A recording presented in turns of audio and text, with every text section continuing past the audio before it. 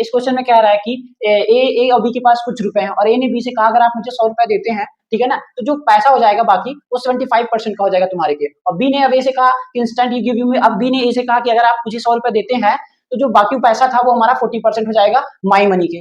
तो बताइए ए और बी के पास कितना ओरिजिनली पैसा रहा है। तो हमने कहा मान लो ए, हमने कहा टोटल पैसा मान लेते हैं एक्स रहा होगा, तो हमने कहा इस केस वाई रहा होगा। हम ये मान चलते हैं लेट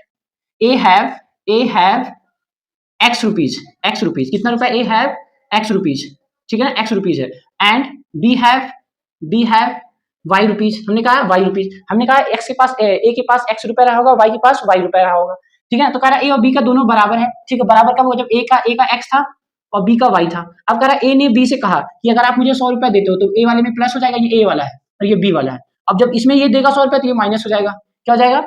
माइनस हो जाएगा। अब कह रहा है कि जो पैसा हम लोग का आया है वो बराबर तब होगा जब हमने क्या ना जो बचा वो पैसा था उसका 75% हो जाएगा। तो हमने कहा इसका 75% तुम्हारा 75/100, ठीक है, 75% परसेंटेज को हटाएंगे तो 100 आ जाएगा नीचे। तो हम लोग क्रॉस मल्टीप्लाई करके काट देते हैं, 25 चौका 100, 25 से 75, ये 4 का यहाँ मल्टीप्लाई हो जाएगा 4x प्लस 400, ठीक है ना। और ये 3 का इससे हो जाएगा 3y माइनस 300, तो यहाँ से जाएगा 4x माइनस 3y और ये इधर आ जाएगा तो ऑलरेडी 400 था प्लस में इधर आएगा तो माइनस में, तो माइनस का 700 हो जाएगा क्वेश्चन फर्स्ट। अब बी ने ए से क्या कहा, बी ने ए से कहा, तो हमने कहा ये ए था और ये बी था, ठीक है ना, एक्स था और ये वाई था, ठीक है, ए इसको मिटा देते हैं। तो अब कह रहा है कि अगर एक्स के पास एक्स था, कह रहा है बी ने ए से कहा, सॉरी बी ने ए से कहा कि अगर आप मुझे 100 रुपए देते हैं, ठीक है ना, तो 100 रुपए देगा तो इसमें 100 रुपए माइनस हो जाएगा, ठीक है ना। आप 100 रुपए देते हैं तो जो हमारा पैसे का था क्या लिखा है आप माई मनी, तो मेरे मनी का 40% हो जाएगा, कितना 40%, ये 0 0 कैंसिल, 2 2 जा 4 और 5 2 जा 10, 5 का यहाँ मल्टीप्लाई हो जाएगा तो 5x माइनस 500, इधर कराएंगे तो हो जाएगा 2y प्लस का 200, ठीक है ना।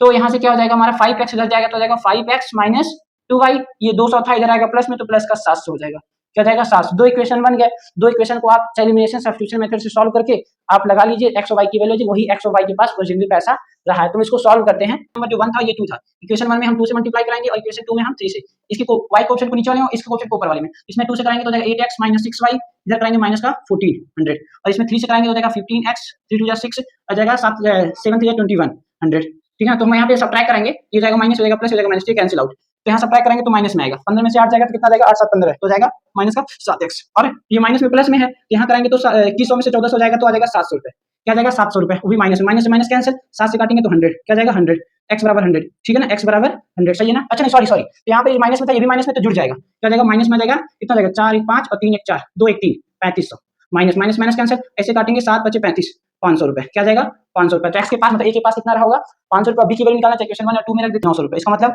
एक्स के पास 500 रुपए रहा होगा, ए के पास और बी के पास 900 रुपए।